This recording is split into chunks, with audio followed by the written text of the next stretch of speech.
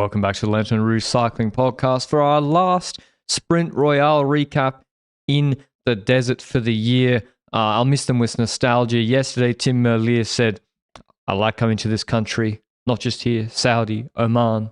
He loves the sprints in the desert. And we have another one, Abu Dhabi Breakwater. Could Johnny Milan go 3 out of 4? Could Merlier even it up like he did in the Giro last year? Could Philipsen get some runs on the board?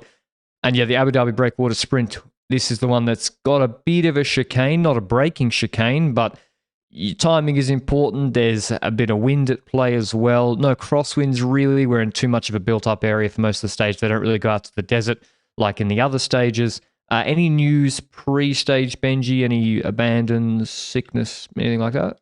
Yes, we had quite a lot of people crashing in yesterday's stage. For example, true. We had the crash by Merlier himself, actually, after the finish. He didn't abandon the race, but I looked at that footage again after the race, and that man hit his head really hard onto the floor. Then we had Groenewegen, who was apparently part of a crash yesterday in stage 5 of the UAE Tour. He actually abandoned, suffering from concussion, so that's unfortunate. Hope he gets through that very swiftly, because concussions cannot be underrated. But I don't actually know if anyone else abandoned at the UAE Tour. I think that those were the most important names that I can think of. But today's stage, I want to talk about that as well, because we've had a few sprints so far. We had stage 1, won by Jonathan Milan. We had then, stage 1 was that uphill sprint, to be clear. Then the second sprint was a flat sprint, won by Jonathan Milan by like the smallest of margins. Merlier won the third sprint, was a bit bigger than a small margin. And now we're entering the fourth sprint. And we can look at this in two ways. Either Merlier equalizes and makes it a 2-2 in the UAE Tour, or do we look at it differerly and say it's a 2-1 on flat sprints if Merlier wins, and it's a 2-1 on flat sprints if Milan wins for Milan? No, we're counting stage 1. Okay. Yeah, I mean, because Merlier was like, this is over 5%, fuck this, I'm out. That doesn't count. I mean, all the other sprinters were sprinting, right? Yeah. Instead of Coy, but he was sick. Yeah.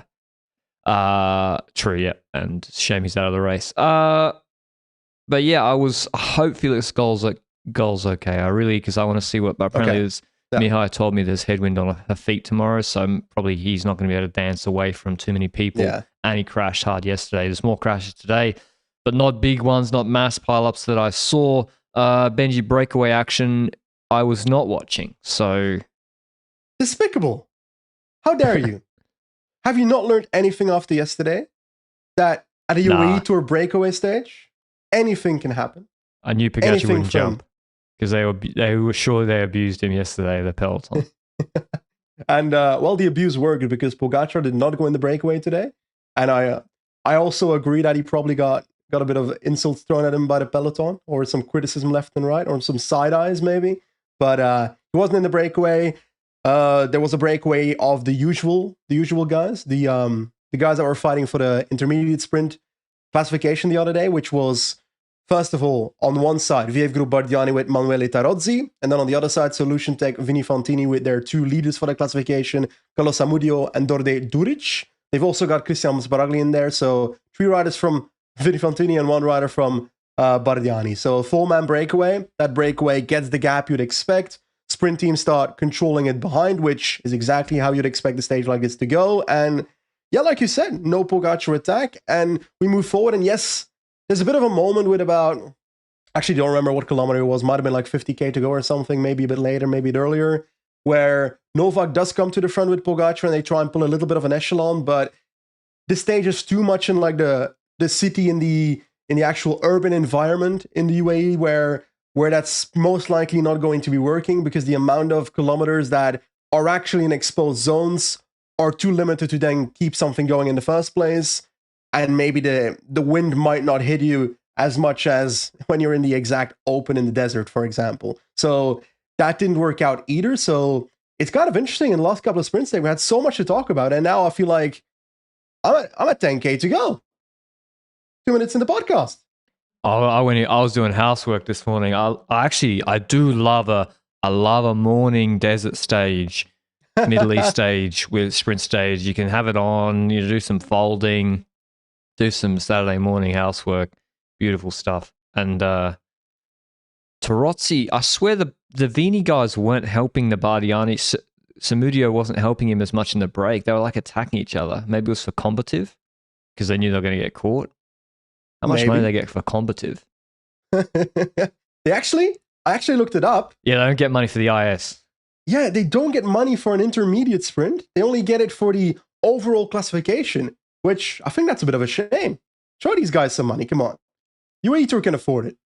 Yeah, then they're putting on quite a show. Final 5Ks, we see the lead out start. To be honest, there's not much of note. We got 2 trains on 2 different sides. We got UAE in the keep safe left side with I don't know, some other teams. On the right side, we have Jayco, Visma, and Bora.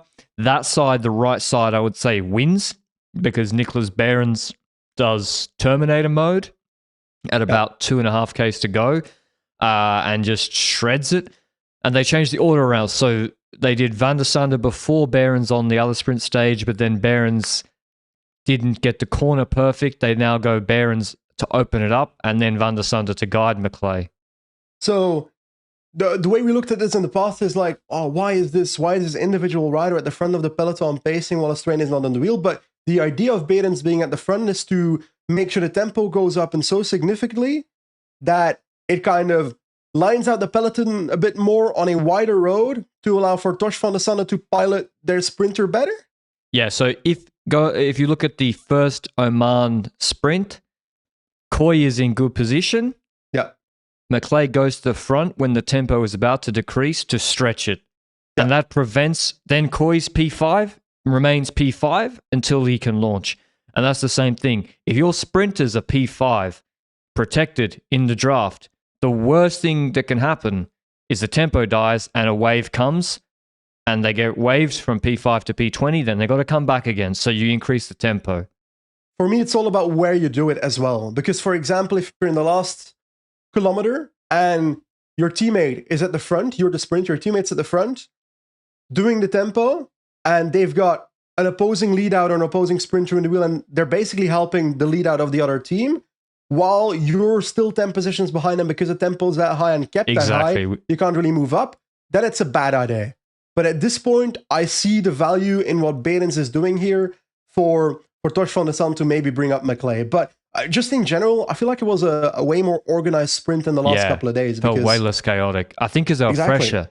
Yesterday, they were kind of a bit tired, I think, because it was a hard day, especially for the helpers. Yep. And today felt a lot more organized. And there was also the factor that UAE, yes, they were keeping position with Pogacar, etc., but they were also honoring the race. They had Jay Vine pace the breakaway back in the last 10 kilometers. He was at the front solo while the team was a little bit behind, doing the tempo. The gap was 27 seconds. Maybe he didn't necessarily pace hard enough to close it himself, but Jay Vine, let's be honest about it, UAE doesn't need to do that. Jay Vine sitting at the front and doing that tempo. And that eventually transitions into seeing all the sprint trains panned across the road with about 6-ish kilometers to go. And then we see, the sprint trains are about to eat these breakaway guys up because the break was still ahead, eh?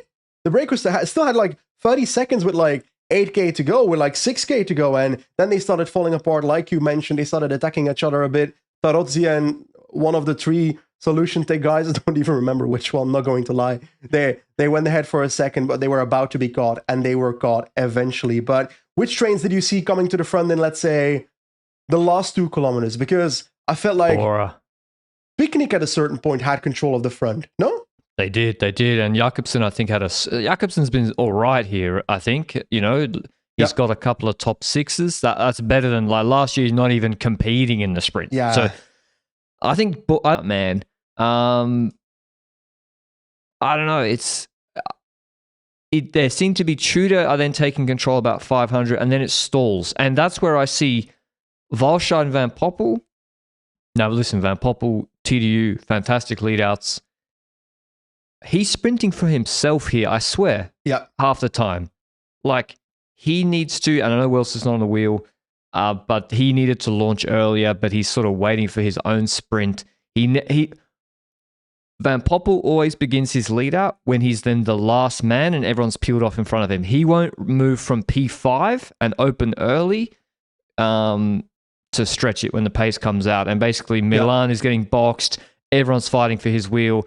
Philipsen's in a bad position on the left. And Tim Merlier comes from P13, launches on the open right side, and launches like a 250 meter. This is his special, the knocker course. This is how he does knocker course. And they changed the finish for that. Shameful, even though it's extremely dangerous. It was extremely dangerous to run and they needed to change it. But he was the master of the knocker course momentum long sprint. Yeah. He's done it in Alula before. He does his knocker sprint here, and it's unbelievable. Goes past everybody, crosses to the barrier safely, wins by bike lengths. Milan Philipsen never got going. Incredible sprint. I disagree a little bit on Milan never got going. I think he makes a vital mistake. Milan and Merlier, they were both in Narnia, positioned basically in a very similar spot. From 2 kilometers to go, last kilometer, 500 meters to go, very similar position. I was honestly mainly looking at them and Philipsen. Philipsen was actually well positioned with 2 kilometers to go in like fourth wheel, etc. Then moved on to the wheel of the Klein, I'm pretty sure, on the Tudor train in the last 600, 700 meters. So I was looking at Philipsen and I'm like, okay, this guy looks to be in the perfect position for the sprint at this point. And then there's 2 occasions before the chicane, because the chicane is the most important part here. We see Jonathan Milan and Merlier both be on the right side, which the chicane first turns to the left side and then goes right. And that's a good side to be on, Merlier and Milan, because, well, if you turn to the left, the sprinters are going to go for the fastest way around the chicane, around the corner, and a bend going left means that they will go for the left side of the road to find that fastest space. So that opens up space on the right to move forward. And there Jonathan Milan makes a vital mistake where he decides to try and cross through the group. It's a few riders that he has to pass, but he does so moving left to the other side of the group just before the chicane, in doing so putting him in the worst position, which is exactly where everybody else is going to close in front of him, going for the shortest way around the chicane. While Merlier, at that position, decides to just go full YOLO and sprint on the right side. 100% a much better decision by Merlier, and that's part of why he won. Like, I'm not sure Milan could have competed, regardless, if he was on the right side of the road, because that Merlier sprint was super impressive, but he fucked himself completely. And then eventually he does sprint past everyone, going back to the right side of the road, but it's far too late. I think he just didn't beat Philipsen, who came second, Milan? I'm not sure exactly. As a close photo, it looks like Philipsen to me on the overhead. Yeah, I think so. I think Philipsen gets second and Milan just behind him, if I recall correctly, in third position. But one thing is certain, Philipsen got outclassed completely. But the same thing happened to him in UAE in a similar chicane sprint when Cavendish jumped him 3 years ago, I think. A very, very similar long sprint from Cavendish, who came with momentum. It's also the long sprint Cavendish beat Philipsen with when he jumped with momentum in the Tour last year. And yeah, Philipsen just waits too long. And maybe that's psychological, Benji. If you're in Tour of Turkey and you just won 6 of your last 7 sprints, you're feeling it. Yeah. Okay, 175, pace out, bang, I'm going to hit it. Here, he's like, if I launch and I have Merlier and Milan in my wheel, or I could lose. Yeah. I've been getting beaten. I think it's also that element. You lose confidence, you wait too long. It happened with Bennett. That eventually happened to Sam Bennett. He would wait way too long because he was worried about losing. And this is also why I kept sticking with, I think Merlier's the best flat sprinter in the world. Okay. Of course, in a drag race, 10 seconds each, I'm taking Milan from a standing start every time, power-wise. But yeah, Milan, his little Trek train didn't find the exit for him, and he couldn't find the way himself. The same thing happened to him in Bemister Classics last year. Yeah, does he have way more peak 5 seconds than Coy? Absolutely. But he finds himself boxed in a little bit more often, I would say. So, and we saw that with Merlier a couple of years ago. I feel like there was an era where he wasn't able to do that. And you know, my position on best sprinter, I choose Milan because of the versatility. But on the flat, I have to say, I was on 50-50 yesterday. I'm on 51-49 maybe towards Merlier today. So I'm starting to lean towards Merlier as best flat sprinter as well at this point. Because sprinting is not just about being the fastest and the strongest. It's about all the factors combined, and positioning is part of that. And we can't forget that Milan is younger in terms of years in the peloton. I don't actually... He's younger in general, but also younger in terms of years in the peloton than Merlier and experience in the amount of sprints he has done. So it might take another year for him to be able to figure out all these like tweaks of, okay, I shouldn't launch here. I should try and... Because like a mistake like going to the wrong side before that chicane, that is something that in a couple of years, I don't think he will make again. Yeah, And yeah, you're right. He's young, mid-20s. He's improving. I mean, he used to fuck up a lot more, Benji. When he was on Bahrain, he was scared. Didn't he, in the peloton in this very race 2-3 years ago, get sanctioned for like bumping because he was freaking out about people crossing over his front wheel? Was that Johnny Milan? Sanctioned for what? Didn't he get done in UAE for like aggressive behavior towards another rider? He freaked out when a rider like came too close to him. He just like freaked out. And he gave a massive barge that was nearly over the caused top. half the peloton to crash. And we completely shredded him for it. Yeah, but he was not so good in the bunch, and he's improved a lot. Yeah. And Trek have helped him with that. And so he's mid-20s, he will keep improving. Before we started the live podcast, he was speaking about, okay, what are like the go-to sprints you think about from the past that were like crazy sprints? And it's actually two that come to mind for me. I have memories of, obviously, the Cavendish sprints. There were super impressive sprints by Cavendish in the past, obviously. And some were with a massive lead out by a HCC high route, or some were with like Cavendish actually like slaloming through a group and then ending up winning like that. But there's this vivid memory of a Fernando Gaviria sprint in the Giro d'Italia of 2017, where I think he won 4 stages, and he was wearing the Ciclamino jersey, and there was this sprint where there were a couple of twists and turns, and obviously he wasn't sprinting against the best sprinters in the world, but he was one of the better ones at that point in the era of cycling. And I swear he was positioned in like 24th, 25th position, completely out of view, and you saw him like past one person, next person, and he sprinted for like 400 meters, passed every single one, and then still won by like quite a lot by the finish line. That is one of these super impressive sprints I have in my mind. And there's also like a Marcel Kittel sprint like that, also I think from the Giro, that comes to mind. But one day I'm going to look them all back, because the sprints like the one from earlier today are so impressive that it makes you remind yourself of those old ones. That makes sense? Yeah, it does. It's like, it does remind, Who was this against such a strong field? I think of Cavendish, Champs-Élysées 2009 when Renshaw and him got, I like to think of like the lead out sprinter combinations. And that one was crazy where that's the famous side-on shot. Because sprinting has changed. And we've spoken about that a couple of times already, where we've had years of cycling where it was all about, let's try and set up the best possible lead out of 6 or 7 riders in a row and try and make sure nobody else can sprint can lead out faster than us, and then all the other sprinters were trying to fight for that same lead out. That was kind of what I felt like the HC High Road days were. But we've also had years where lead out just didn't work in that way, where the best possible strategy seemed to be coming from the back late and trying to fly past everybody in the old school Danny van Poppel style, for example. But then we get to these years, and it's like a combination of both in the way where it's now smaller trains. You try and go for like a 4-man train, maybe max 5, try and keep yourself in position initially, and then gradually lower that towards the final. But you try not to take up the entire last 3 kilometers anymore.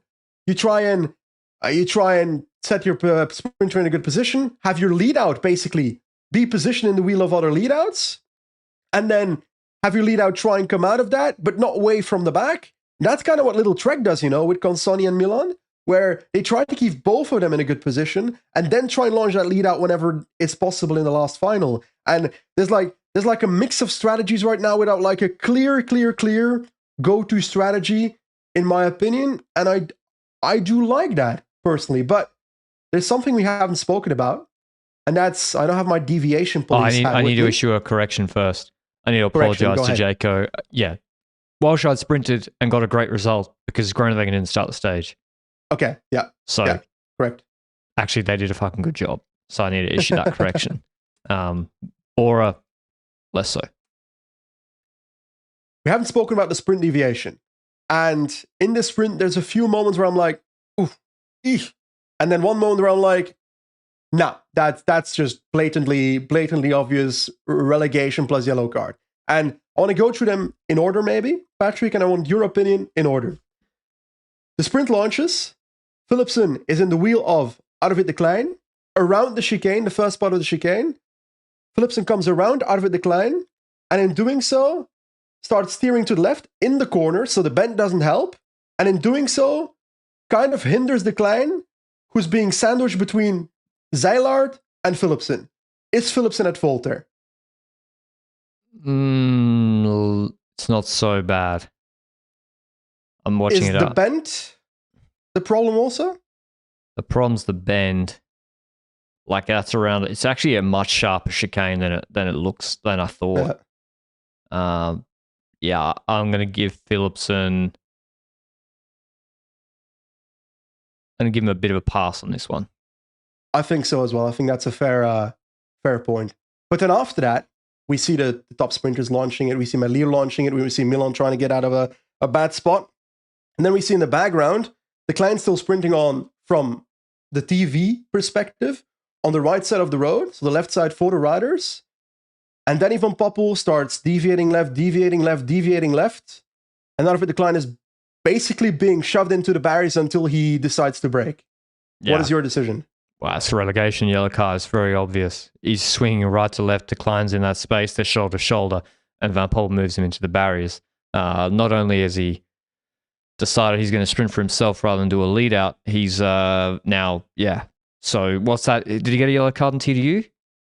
He did get a yellow card at the TDU. But he should have got two, right?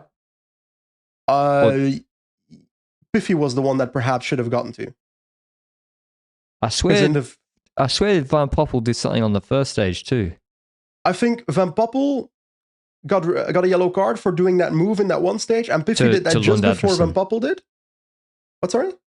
To Lund Andersen. That's the one he got the yellow for. I don't remember. I think yes. Yeah.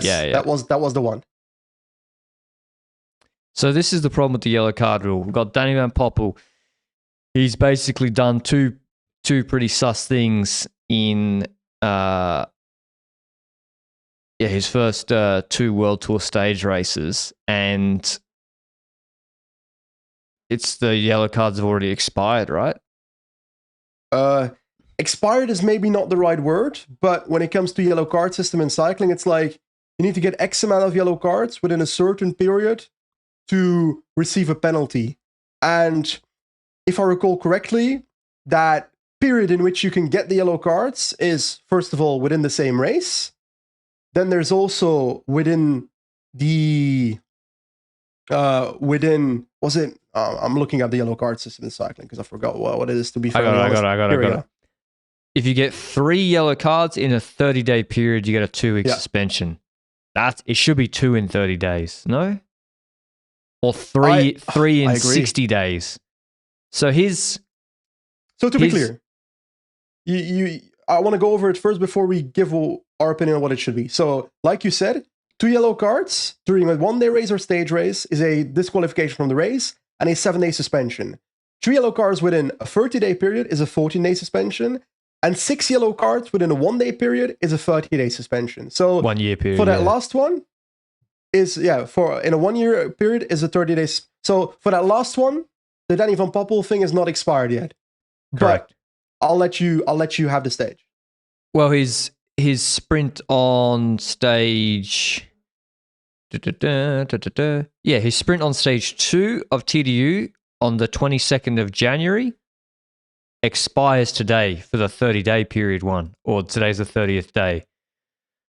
And Luke is now saying in chat, shouldn't it be race days instead of days? I agree. What if you just finish the Tour de France and then take a month holiday? And then, then what? Now, they don't expire in the off season, but it's too lax. It's too lax. And also, if you get relegated in a sprint, it should be an automatic yellow card. Yep. Because by definition, you have done something dangerous enough that the commissars have said you're relegated from the sprint. And so, first of all, we don't know if he even gets relegated in this sprint. Secondly, we don't know if he gets a yellow card for it. Thirdly, his first yellow expires tomorrow, more or less, if I can count 30 days, or in a couple of days. So even if he gets a third yellow card in his next race, say he goes to Paris-Nice, his third stage race, gets another yellow card in Paris-Nice, still no suspension. Yep. That's too lenient. Way too lenient. Like, and ironically, if the Klein does not break today, he's in the barriers. And we've got a Jakobsen potential case. Yeah. It cannot be understated that the behavior of Van Poppel is really dangerous. And it's like it's not just here, it's also in the run-in. Like, Broe was that crash yesterday at 4Ks to go, they were so aggressive, maintaining position for nothing, like barging people to the left, causing the domino effect. I don't know. That train needs to sort itself out, or the UCI needs to sort it out, frankly. But that's the UAE Tour. Tomorrow we have the last GC stage. That was the last sprint. We have up Jebel Hafit from 176 Ks. Apparently it's headwind, 11 Ks, 6.7%, but the main climbing is the first 8 Ks, or sorry, the middle 7 Ks, which is about 8.5%. And it's a flatter finish. I am going with a Tadej Pogačar stage win. But who, looking at the GC, Benji? Me too, by the way. Take my police hat off. Who do we like? I think Tarling obviously loses the podium. Probably a top 5. I would say definitely a top 5. Who do we like for a podium on GC after this stage? I think Tarling's out of the top 10, to be honest, because right now it's a gap of headwind? 23 seconds. Yeah, it's a short gap, isn't it? I feel like it's going to be Donzo when it comes to Joshua. I hope not, because I'd like to see him get something rewarded in GC for the race he's ridden, because he's ridden a nice race. He even tried to attack into the group of Pogačar yesterday in that breakaway attempt, so that was fun to see. But I would expect Jay Vine to drop out of the top 5 for the sole reason that he's going to be leading out Pogačar. And in doing so, you'd expect him to go full to launch Pogačar, and that's the thing.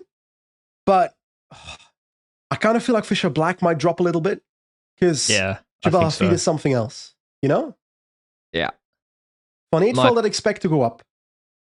Yeah. Felix Gall, I don't know. After the injury, I would have picked him to go up loads. My podium after the stage is Ciccone and Van Eetveld. Because, Van Eetveld looks sharp. This is finally a stage that really suits him. He'll be aggressive. And Ciccone, I think, also will be good here. So, yeah, I think it'll be those two with the closest to Boggy. Maybe Felix Gall if he's not injured. Yeah, I think you might be right there, because Ciccone was also really good, badly positioned on Jai, still finished in the top 5 in that stage, so wasn't gapped. I was maybe looking at, maybe a Tejada for a top 5, because I feel like Astana's been performing really well in the last 2 months. And doing so, only won yesterday. Yeah, so I'm like, maybe that trend continues with Jebel Hafid tomorrow. But yeah, there's no question about who's going to win this stage, in my opinion. So that's no craziness there. I do like Van Eetveld got sick just before the UAE Tour, so that's why I have like a small question mark. But I'd kind of expect them to beat Ciccone these days. Is that a wild thing to say? No, it should be Ciccone if he's progressing. So yeah. And Ciccone hasn't looked that good either here. Elsewhere around the traps, yesterday we had Jordi Meus win pretty impressive fashion, surfing the peloton in Volta Algarve in the stage 3 sprint. He won ahead of Biniam and Lee. Van Aert couldn't find his way in that sprint. In Andalusia, we had Christoph take win number 97. Hulgaard made a mistake in the lead out and left Christoph with a gap to close. Ineos did a really good job for Ben Turner, putting him in a good position to try and win, but Christoph just came around late. Van Gils takes some bonies. There was also a golden kilometer where Pidcock took Mate. 6 bonus seconds. How is this allowed? How are they allowed to blatantly I know. copyright Stole. the Belgian races and steal the golden kilometer? I'm not okay with that. Actually, Pidcock, it's yeah, I actually think he's fun a- to watch. It actually it adds something to flat sprints. Imagine if it was the problem with the golden kilometer is you need the peloton to be the first group on the road for that to become useful.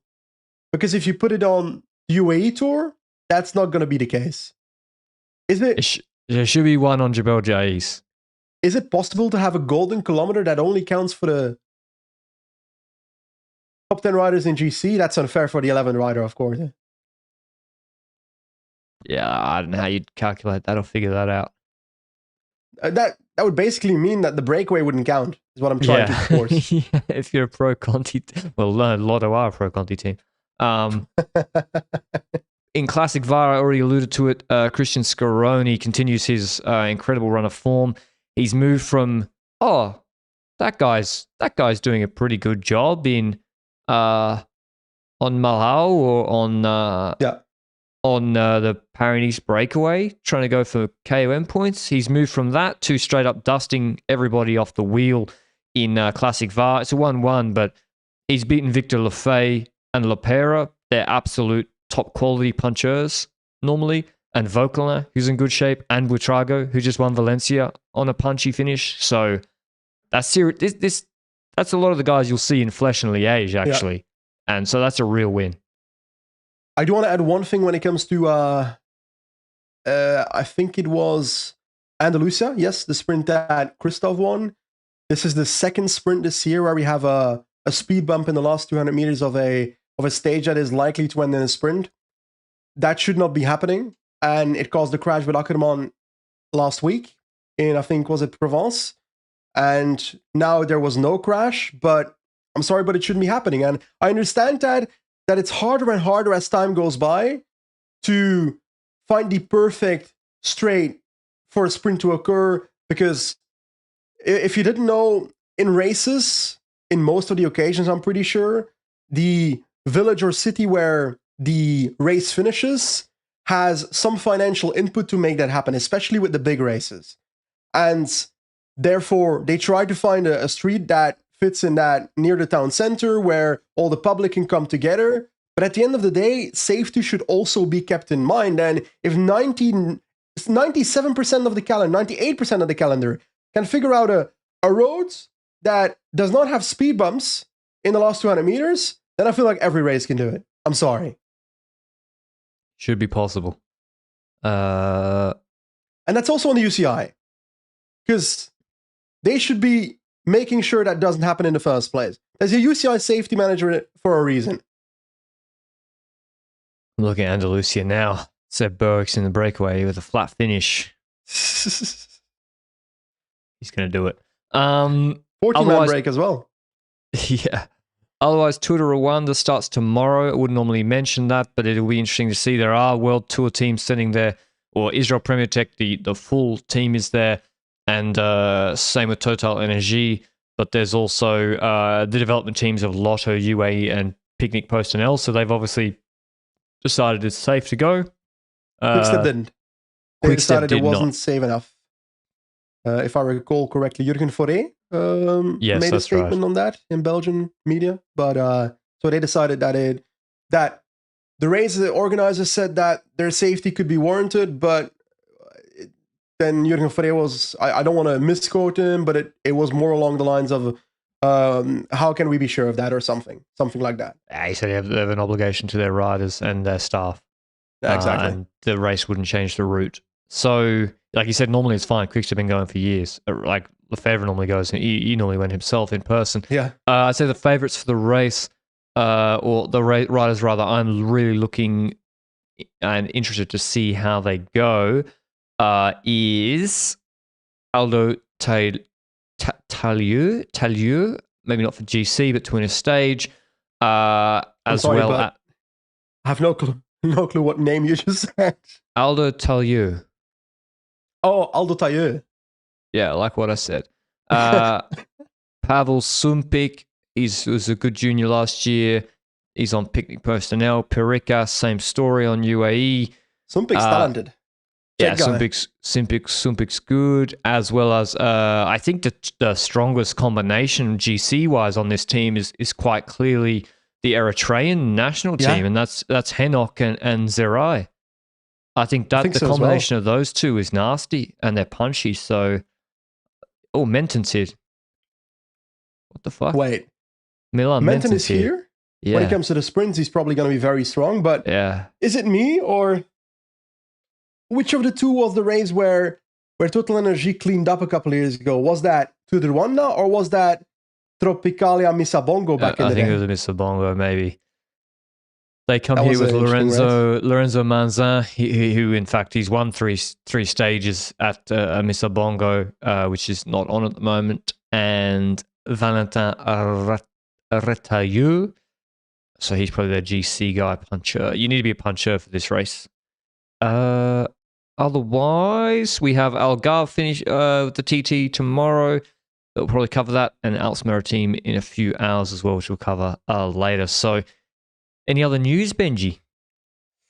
I'm trying to think of anything, but I can't think of anything, to be honest. Since it's only been 24 hours. 1 week till Omloop. Wow. It's not news. We've known that for a while. I knew it you knew it at 12 o'clock last evening. Yeah, that's fair. Well, I knew before today that it would be 1 week until Omloop, is what I'm trying to say, sir. Don't gaslight me into not knowing a calendar. I didn't know because February's a short month. I was like, it's in March. That's ages away. It's like 10 days away. It's not. It's in a week. So Omloop is coming.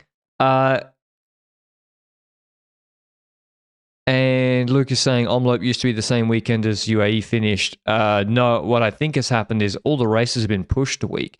Basically, everything is 1 week later. I don't recall UAE, Andalusia, and Algarve all being on the same time the entire time, Benji. So I feel like some calendar change has happened.